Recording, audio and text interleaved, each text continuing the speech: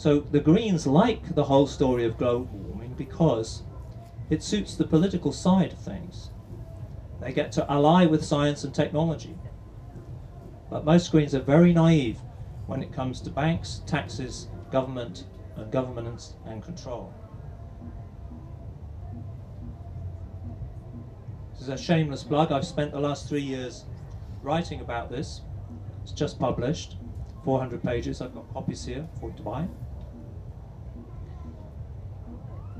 And half of that book is about the science and how it's gone wrong.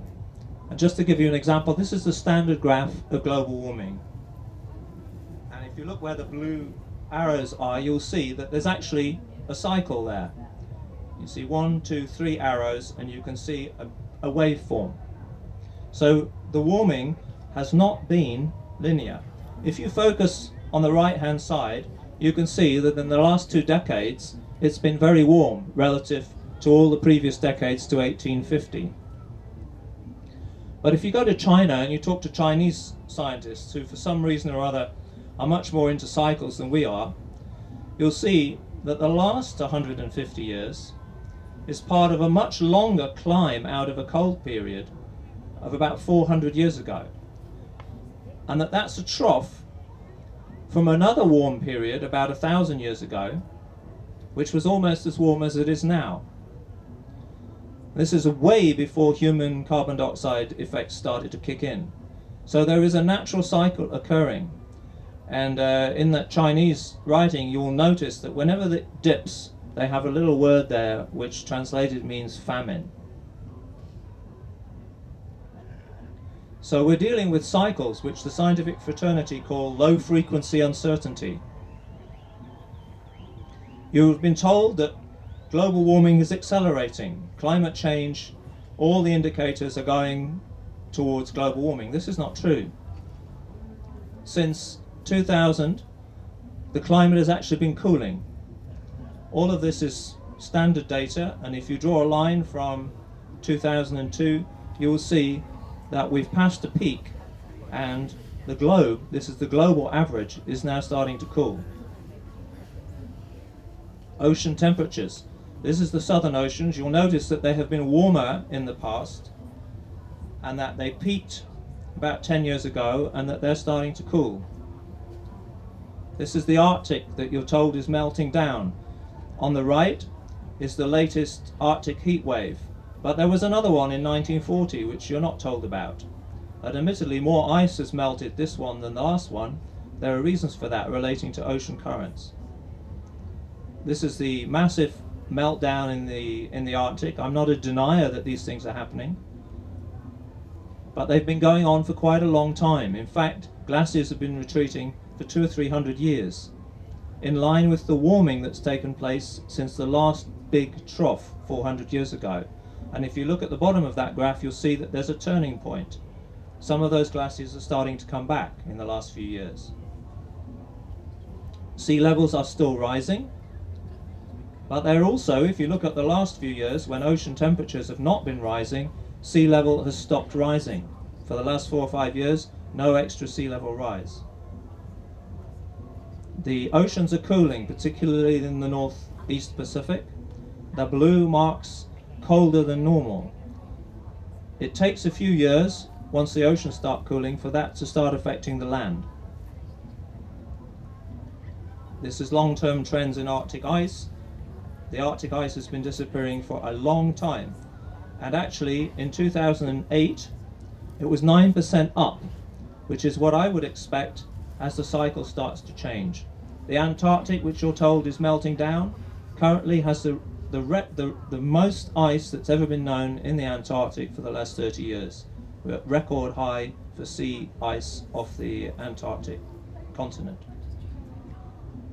The Greenland ice record, again, will show you that it was much warmer in the past. You're told that hurricanes have been stronger than ever before, but if they're measured properly, not in the number of hurricanes, but how much power each hurricane has, so you're measuring something called accumulated cyclone energy here, you'll find it comes in cycles. And these are about 60-year cycles, And if you go back far enough, you'll find that hurricanes were just as severe 60 years ago and 60 years before that, but not so many people lived in hurricane-prone areas. So what's happened in science is that because carbon dioxide has gone up and temperatures have gone up over this short time period, science has taken that as evidence that its models, that carbon dioxide has caused the warming, are correct. Because two things happen at the same time doesn't mean that they cause each other. That's one of the basic things in science. So correlation is not the same as causation. This is the computer model output, and if you don't put carbon dioxide into the computer model, you get this divergence which is shown in the bottom graph. And if you put carbon dioxide in, you get the top graph which mimics the natural warming. So again, that was taken as evidence. However, we're dealing with a computer model which is a virtual Earth. It didn't predict the current downturn. We should have been going on heating up, and actually it hasn't happened. What's happened is called a sampling error. If you take the right-hand part of that red bit, which is the global warming bit, and you extrapolate it, then you will have a very warm future. But you can see the long-term trend doesn't go up so fast. And if you allow for the cycles, then we're heading for global cooling over the next 20 or 30 years. So what went wrong with the science? Well, I visited those scientists who built the model. Last year I went to the Hadley Centre, which is one of the biggest modelling centres on the planet. It's cost vast millions to build down near Exeter. And I talked to them about all the latest data which showed that there were cycles and those cycles were turning. And they agreed with me. And they said, yeah, we do expect that the next decade or two might be colder. So well, that's going to be very hard to sell the global warming story once the public gets to hear that over the next 10 or 20 years it's going to get colder and people are going to be starving because there's not enough food. So about a month later they were going to issue new projections to the government, and those were delayed, and I thought, oh, maybe I've had some influence. You know, I'm not a professor, but I have a long history of involvement in science and some credentials. I thought maybe I'd influenced it. So what they should have published in November, they published in June. And there was a big fanfare and the government said, oh look, 2050, 2080, it's going to be really hot. So I went to a seminar in Oxford University and asked those scientists, how come you're still dealing with the old model? Straight lines getting warmer, when the rest of the scientific community is already changing the models. Ah, we do have another model. It's called the mid-range model. And that model does expect it to get colder over the next decade or maybe 2 decades. So I said, well, how come you haven't publicized that? You publicized the long-range model because that fits in with the next UN meeting in Copenhagen. But if you publicize your mid-range model and tell people it's going to get colder, the whole bottom falls out of the story, and well before Copenhagen.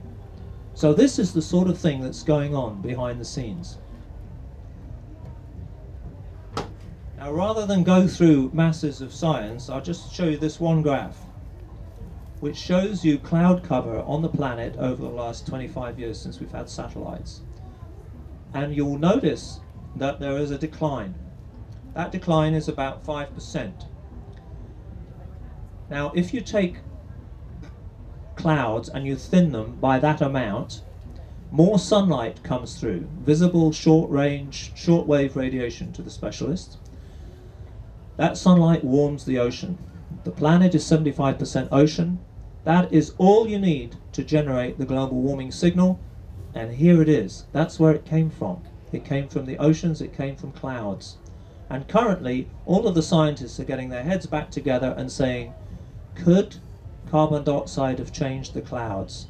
It's not in the models, that's their only way.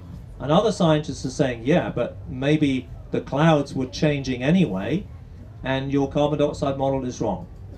So this is the very latest science, and you are not being given it for political reasons. Now there's a whole other area of science in that a small group of Danish meteorologists have been working away and showing that those cloud changes are related to the magnetic field of the sun. Now I'm going to jump through this because this is not essentially a scientific audience. Just let me give you that marker. You will hear that that whole relationship has been debunked, that it's not true, that it's controversial, and all of that. Those scientists in Denmark are actually working now with the European Space Agency with a massive program, multi-million-dollar program, to gather evidence for how the magnetic field can affect clouds. It's not debunked, it's not a dead issue, but it's certainly undercover. Here is their graph showing cloud cover and the changes in the magnetic field. They correlate exactly.